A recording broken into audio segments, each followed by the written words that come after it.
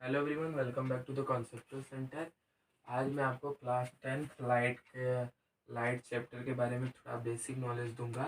उसमें मैं आपको बताऊंगा कि सबसे पहले लाइट में हम लोग पढ़ते हैं कि लूमिनस ऑब्जेक्ट क्या होता है, नॉन लूमिनस ऑब्जेक्ट क्या होता है। फिर उसके बाद हम लोग आते हैं लूमिनस के बाद कि दोनों में डिफरेंस क्या है लूमिनस नॉन लूमिनस ऑब्जेक्ट में। फिर उसके बाद थोड़ा सा हम लोग रिफ्लेक्शन पे आते हैं। तो सबसे पहले मैं आपको बता दूं कि ल्यूमिनस ऑब्जेक्ट एक ऐसा ऑब्जेक्ट होता है जिसकी खुद की लाइट हो। क्या? जिसकी खुद की लाइट हो, जैसे सन। सन की खुद की अपनी लाइट है, जिससे कि वो आपको एक लाइट देता है। तो उसके पास खुद, वो किसी का हेल्प लेकर लाइट प्रोड्यूस नहीं करता, उसके खुद अपने खुद से लाइट प्रोड्यूस करता है। उसी को ल्यूमिनस ऑब्जेक्ट कहते हैं। नॉन ल्यूमिनस जो किसी के हेल्प से जिसकी जो दिखे हमको, जैसे मून।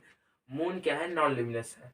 जैसे सन और मून आपस में जब सामने आते हैं तो सन के लाइट उस पर टकरा के मेरे आँख तक आती है तो हमको मून दिखता है। ऐसे ही हम लोग भी हैं। हम जैसे हम आपको दिख रहे हैं, तो हम कैसे आपको दिख रहे हैं कि हमारे ऊपर लाइट टकराती है, तो फिर उसके बाद कैमरे की स्क्रीन पे जाती है तो मेरा इमेज बनता है। तो यही सब होता है। तो इससे क्या होता है कि हमको मेरी खुद की लाइट ना होने की वजह से हम किसी और के हेल्प से दिख रहे हैं, तो हम नॉन लुमिनस ऑब्जेक्ट कहलाएंगे। जैसे फायर फ्लाइज आप देखे होंगे गांव में, बहुत एकदम बहुत अच्छा सा रहता है, वो जलता रहता है। फिर तो उसकी खुद की लाइट होती है, फायर फ्लाइज की भी खुद की लाइट होती है। तो ये हो गया नॉन लुमिनस ऑब्जेक्ट। तो सबसे पहले हम थोड़ा सा आपको बताते हैं कि अब वो सब तो बहुत इजीएस्ट है, वो डिफिनेशन में ही बता दिए। तो अब हम आते हैं मेन पार्ट पे, रिफ्लेक्शन क्या होता है। सबसे पहले रिफ्लेक्शन की हम बात करेंगे। तो रिफ्लेक्शन एक ऐसा फिनोमेना है जिसमें लाइट एक मीडियम में ही रह जाती है, दूसरे मीडियम में नहीं जाती है। तो किसी भी स्मूथ सरफेस से टकरा के वो सेम मीडियम में ही आ जाती है। और आप क्लास 12th में जब जाएंगे तो आप एक पढ़ेंगे law of rectilinear propagation of light. यानी उसमें क्या रहता है कि लाइट स्ट्रेट तब तक जाएगी जब तक वो सेम मीडियम में रहेगी। अगर मीडियम चेंज हुआ तो लाइट बैंड करने लगेगी। आप में भी है रिफ्लेक्शन, लेकिन वो law of rectilinear propagation of 12th में पढ़ेंगे। 11th में बहुत बच्चों को पढ़ा दिया जाता है, वो बेसिक लॉस है। 10th में पढ़ा दिया जाता है। तो रिफ्लेक्शन क्या होता है? The bouncing back of light in its same medium. ठीक है। जैसे अब जैसे प्लेन मिरर है, तो इन सब पे रिफ्लेक्शन होता है। प्लेन मिरर है, मान लीजिए आपका ये प्लेन मिरर है। अगर आपका यहाँ पे सबसे पहले हम लेते हैं पॉइंट ऑब्जेक्ट की बात करते हैं। तो पॉइंट ऑब्जेक्ट है ये। सबसे पहले हम प्लेन मिरर के रिफ्लेक्शन को देखेंगे। तो ये प्लेन मिरर, इस पे हम जानते हैं कि रेज जाएगी, इस ऑब्जेक्ट से रेज निकलेगी, इस पे क्या करेगी? स्ट्राइक करेगी, फिर हमको इस ऑब्जेक्ट की एक इमेज इस मिरर में हमको दिखेगी। ये मिरर है। क्या है? ये मिरर है। तो इसकी इमेज हमको इस प्लेन मिरर में दिखेगी। तो सबसे पहले मैं आपको बता दूं कि ये तो आप जानते ही होंगे, या फिर मैं आपको बता दे रहा हूँ कि जो ये है एक्स, मान लीजिए हम इस ये मिरर से ऑब्जेक्ट की डिस्टेंस को एक्स मान लिए। तो ये जो डिस्टेंस है, यही डिस्टेंस सेम डिस्टेंस होगी जब इमेज बनेगा अंदर। यानी कि इमेज आपका जहाँ ऐसे जगह बनेगा जहाँ पे इस मिरर से डिस्टेंस एक्स ही हो। आई होप आप बात समझ रहे होंगे। यानी इस ऑब्जेक्ट से मिरर एक्स डिस्टेंस पे था, तो इस मिरर से ये इमेज भी एक्स ही डिस्टेंस पे ही बनेगा। अब इसका रे डायग्राम पहले हम लोग ये पता कर लिए, अब रे डायग्राम बनाना बहुत आसान होगा। सबसे पहले हम क्या करेंगे? हम एक लाइट यहाँ से निकालेंगे, फिर ये करा दिए। ठीक। फिर ये लाइट क्या कर जाएगी? नॉर्मल बना के क्या कर जाएगी? रिफ्लेक्ट कर जाएगी। नॉर्मल हम लोग बना लिए जिससे कि लॉज ऑफ रिफ्लेक्शन फॉलो हो। तो लॉज ऑफ रिफ्लेक्शन भी आपको बता देते हैं। सबसे पहले रिफ्लेक्शन का थोड़ा आपको बेसिक नॉलेज देने के बाद मैं आपको लॉज ऑफ रिफ्लेक्शन यहीं पे बता देता हूँ कि लॉज ऑफ रिफ्लेक्शन क्या है। लॉज ऑफ रिफ्लेक्शन क्या है? लॉज ऑफ रिफ्लेक्शन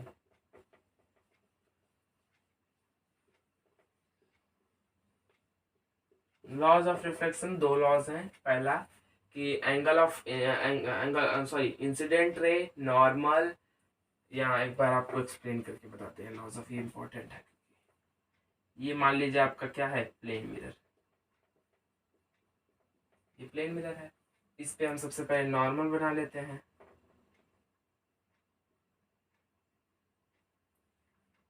ये नॉर्मल है।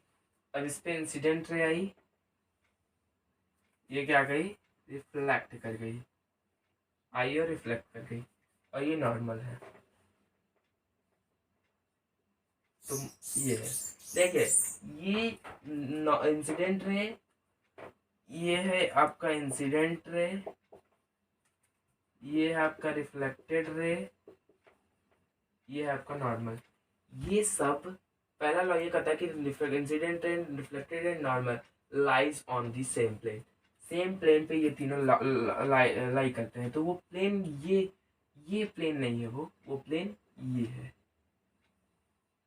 कौन सा प्लेन है, ये है वो प्लेन। जिस प्लेन पे ये तीनों लाई करते हैं वो ये प्लेन, ये है वो प्लेन। ठीक।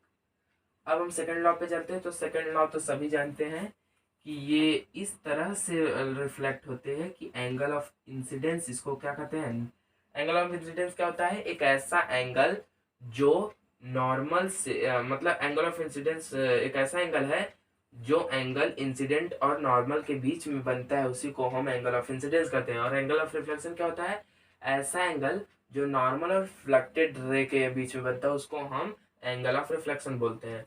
ये एंगल ऑफ इंसिडेंस है और ये एंगल ऑफ रिफ्लेक्शन है। तो पहले आप नोट करने पे ना ध्यान दे, ज़्यादा थोड़ा समझने पे दे। तो सबसे पहले क्या होगा कि एंगल ऑफ इंसिडेंस और एंगल ऑफ रिफ्लेक्शन क्या है, ये बता दिए कि इन सब की क्या डिफरेंशियल होती है। नॉर्मल क्या होता है, एक ऐसा लाइन होती है जो कि सरफेस के परपेंडिकुलर होती है, यानी कि सरफेस आपका प्लेन मिरर हो गया, इसके परपेंडिकुलर जो लाइन उसको हम नॉर्मल बोलते हैं। अब ऐसा एंगल जो एंगल ऑफ इंसिडेंस और नॉर्मल के बीच में बनता है, हम उसको बोलते हैं एंगल ऑफ इंसिडेंस। एक ऐसा एंगल जो नॉर्मल रे और रिफ्लेक्टेड रे के बीच में बनता है, उसको हम एंगल ऑफ रिफ्लेक्शन बोलते हैं। तो अब हम चलते हैं सेकेंड लॉ पे। तो सेकेंड लॉ कुछ नहीं कहता, बस इतना ही कहता है कि angle of incidence angle of reflection के बराबर हमेशा होगा, बस। Angle of incident is always equal to the angle of reflection, बस। ये है सेकेंड लॉ। तो सेकेंड लॉ आप समझ गए। अब मेरा थोड़ा सा मैं आपको ये भी बात बता दूं कि रिफ्लेक्शन कितने तरह के होते हैं। तो दो तरह के रिफ्लेक्शन होते हैं, एक होता है रेगुलर रिफ्लेक्शन और इरेगुलर रिफ्लेक्शन होता है।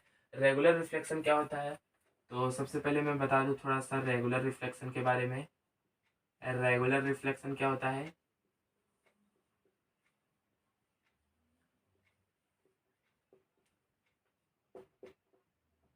रेगुलर रिफ्लेक्शन क्या होता है, एक ऐसा रिफ्लेक्शन जिसमें लाइट इंसिडेंट भी पैरेलल होती है और रिफ्लेक्ट भी पैरेलल होती है। क्या, एक ऐसा रिफ्लेक्शन जिसमें लाइट इंसिडेंट भी पैरेलल हो और रिफ्लेक्ट भी पैरेलल हो।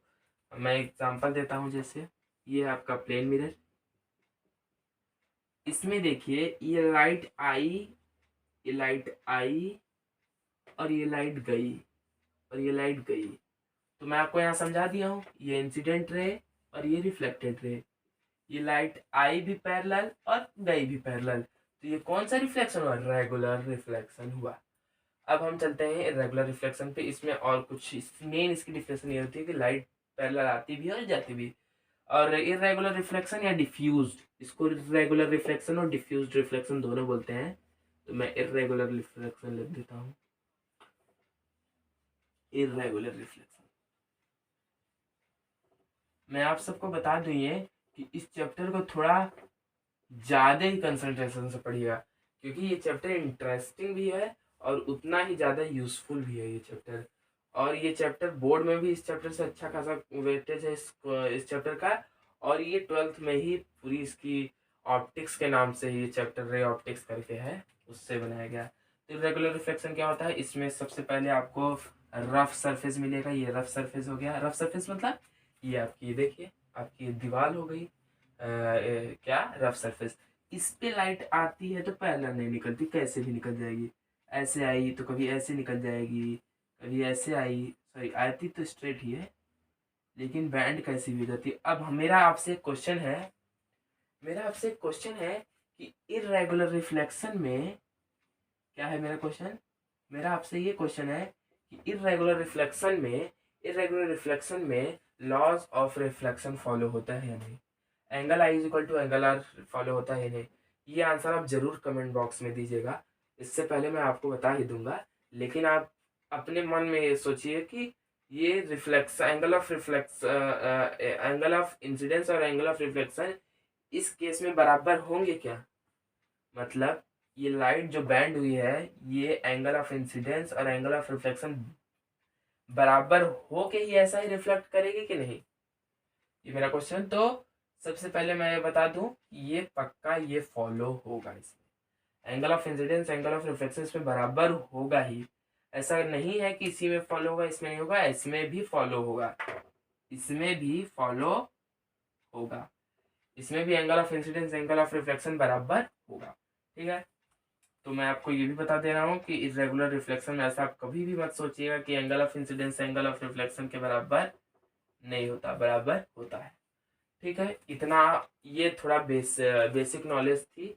ये बेसिक नॉलेज की आप में ये मेन पहले ही आता रिफ्लेक्शन प्लेन मिरर के बाद यही आता है, लेकिन अब हम प्लेन मिरर के बारे में आपको थोड़ा और जानकारी देते हैं। अभी कुछ जानकारी नहीं दी तो अब थोड़ा इसके बारे में और बताते हैं। सबसे पहले मैं आपको बता दूं कि ये ऐसा रिफ्लेक्ट करेगा कि एंगल ऑफ इंसिडेंट जो है एंगल ऑफ रिफ्लेक्शन के बराबर हो जाएगा। ये बना दिया ऐसे, ये क्या है आपका नॉर्मल। एक बार हम इसको अच्छे से बनाते हैं फिगर को, आपके फिगर को पहले एक बार, जिससे आपको समझ में अच्छे से आए। तो इसके लिए जरूर थोड़ा टाइम खराब होगा, लेकिन कोई बात नहीं। तो सबसे पहले मैं आपको बता दूं कि ये आपका प्लेन मिरर है। एकदम अच्छे से पहले फिगर बनाना। सबसे पहले रे ऑप्टिक्स का यही एक कमाल ही है कि इसमें फिगर में थोड़ी भी गंदगी हुई तो क्वेश्चन कभी कभी बिगड़ जाता है। साइन कन्वेंशन रूल भी आपको थोड़ा सा इसमें जब आएगा तो आपको उसका टाइम तब आपको वो भी एकदम अच्छे से एक्सप्लेन करेंगे हम। अब उसका थोड़ा भी फिगर मत करिएगा। पहले मैं एक बार आपको इतना बता दिया हूँ कि जितना अंदर ऑब्जेक्ट का डिस्टेंस, ये जितना डिस्टेंस होगा उतना ही अंदर भी डिस्टेंस होगा। तो ये इतना बता दिए, इतना आप याद रखिएगा। इसी के बाद इतना करने के बाद आप इमेज बनाइएगा। ठीक, सबसे पहले यहाँ से ये रे आई और ये रे चली गई, ऐसा गई कि angle of incidence angle of reflection बराबर था। ठीक, यहाँ पे हम थोड़ा पहले मैच कर देते हैं, फिर उसके बाद ये आई और ये उधर चली गई है, तो मैं ऐसे बना लेता हूँ और ऐसे नीचे ये गई। ये हम थोड़ा फिगर बना देते हैं। ठीक, तो ये आई थी ऐसे। अब बताइए ये क्या, ये रे ऐसे चली गई। अब हम एक रे ऐसे ही भेज देते हैं। एक ये भी रूल होता है कि अगर प्लेन मिरर ऐसे है, रूल के ये लॉ को ही फॉलो करता है। जैसे अगर ऐसे नॉर्मल पे ही इंसिडेंट रे गिर गई, यानी नॉर्मल के ही पाथ पे गिर गई ये इंसिडेंट रे आपकी, तो इसी पाथ पे लौट जाएगी। क्यों लौट जाएगी, अगर नॉर्मल के ही डायरेक्शन में, ये देखिए ये नॉर्मल है, अब इंसिडेंट रे भी ऐसे ही गिर गए, तो यानी एंगल कितना बना, 0 डिग्री। एंगल जब 0 डिग्री बना तो रिफ्लेक्शन एंगल ऑफ रिफ्लेक्शन भी तो 0 ही होगा, तो यानी वो भी 0 होगा, तो वो ऐसे ही चली पास कर जाएगी। देखिए, जैसे अगर ये आपका नॉर्मल है, जैसे ये आपको मान लीजिए ये नॉर्मल है, ठीक, ये नॉर्मल है। अब इसी पे इंसिडेंट रे भी गिरी, इसी पे इंसिडेंट रे भी गिरी, तो क्या हो जाएगा, देखिए ये इंसिडेंट रे है मान लीजिए, तो जी एंगल 0 बन रहा है, तो ऐसा ही पास करेगा इंसिडेंट रे ऐसा। एंगल ऑफ इंसिडेंट 0 हुआ तो एंगल ऑफ रिफ्लेक्शन भी 0 ही बनाएगा, क्योंकि दोनों बराबर, तो जैसे आई वैसे ही चली। तो वही इसमें भी एक ये आप ऐसे भी एक रे ले जाके इमेज बना सकते हैं, एक ऐसे भी ले जा सकते हैं। कि हम इस पे एक रे इस पे गई और एक वापस चली आई। तो क्या हुआ, हम ऐसे गई थी तो डॉटेड डॉटेड करके तो ये बताइए यहाँ पे ये इमेज का कैरेक्टर कैसा है, यानी इमेज वर्चुअल है कि रियल है। तो बता दूं मैं आपको कि इमेज यहाँ पे वर्चुअल है। वर्चुअल मतलब कि इमेज जो है वो रियल में अपीयर नहीं हो रही है, मतलब रियल में मिल नहीं रही है। वो हमेशा मेरा इमेजिनरी है, मतलब रियल में ये दोनों देखिए रियल में मिल रही है क्या, ये उधर चली जाएगी रे, ये रे इधर चली जाएगी, ये कभी नहीं मिलेंगे। तो पीछे हम सोच लिए कि यहाँ पे ये मिल गई, तो ये वर्चुअल हुआ। अब वर्चुअल जब हुआ तो ये इरेक्ट होगा। इरेक्ट मतलब क्या होता है, इरेक्ट मतलब होता है सीधा, इरेक्ट मतलब होता है सीधा, ठीक। अब इसमें ये हो गया, ये कैरेक्टर होता है इमेज का कि जितना अंदर, और एक बात और होती है कि सेम साइज होती है इमेज की, साइज सेम होती है ऑब्जेक्ट जितनी, इमेज की साइज ऑब्जेक्ट जितनी ही होती है। ऑब्जेक्ट का साइज होगा उतना ही इमेज का भी साइज होगा। ये भी एक कैरेक्टर होता है इसका। वर्चुअल और इरेक्ट इमेज बनेगी सेम साइज और जितना अंदर उतना बाहर। इतना आप समझ गए होंगे, आई होप इतना आप समझ गए हैं, बस इतना क्लियर है, ठीक है। अब हम क्या, एक हम आपको एक बात बता दें कि अब आपको हम ये बात बता दिए कि ऑब्जेक्ट का डिस्टेंस मिरर से, इमेज का डिस्टेंस मिरर से दोनों बराबर है, यानी O M is equal to M I बराबर है। हम ये आपसे बोले, आप कभी भी जैसे आपसे कोई भी बोले तो आप तुरंत मान लेते हैं, तो हम इस एक बार इसको प्रूव कराते हैं। इसका प्रूविंग कर लीजिए एक बार, आपको दिमाग पे रहेगा तो अच्छा ही है। O M is equal to M I. और एक बात मैं आपको ये बता दूं कि कभी भी जैसे हम आपको एक क्वेश्चन एक ऐसे ही एग्जांपल देते हैं, जैसे एग्जांपल क्या है कि ये मान लीजिए एक मिरर है, ये क्या है, प्लेन मिरर, ठीक, ये प्लेन मिरर है। एक सेकंड हम थोड़ा सा इरेज कर लेते हैं, ये laws of reflection, regular reflection वाला पार्ट हम थोड़ा सा इरेज कर देते हैं, फिर थोड़ी और आपको जानकारी देते हैं इसके बारे में। आई होप आपको समझ में आ रहा होगा। देखिए जैसे एक एग्जांपल मेरा ये है कि ये एक प्लेन मिरर है, क्या है, एक प्लेन मिरर, एक प्लेन मिरर है ये, ठीक। अगर मैं एक ऑब्जेक्ट को ये रख दिया इस मिरर से, इस मिरर से इतने डिस्टेंस दूरी पे हम एक पॉइंट ऑब्जेक्ट को, ये मान लीजिए कोई भी एक ऑब्जेक्ट है यहाँ रख दिए, बताइए आप इसका इमेज किधर बनेगा। ये ऑब्जेक्ट है, इसका इमेज किधर बनेगा बताइए। ये ऑब्जेक्ट है, इसका बहुत लोग बोलते हैं कि इसका इमेज यहाँ बनेगा, जो कि बिल्कुल गलत है। तो यही चीज़ सही करने के लिए मैं आपको भी एक इम्पॉर्टेंट नोट बताऊंगा। तो मैं आपको बता दूं कि कभी भी इमेज यहाँ नहीं बनेगा, इमेज बनेगा यहाँ।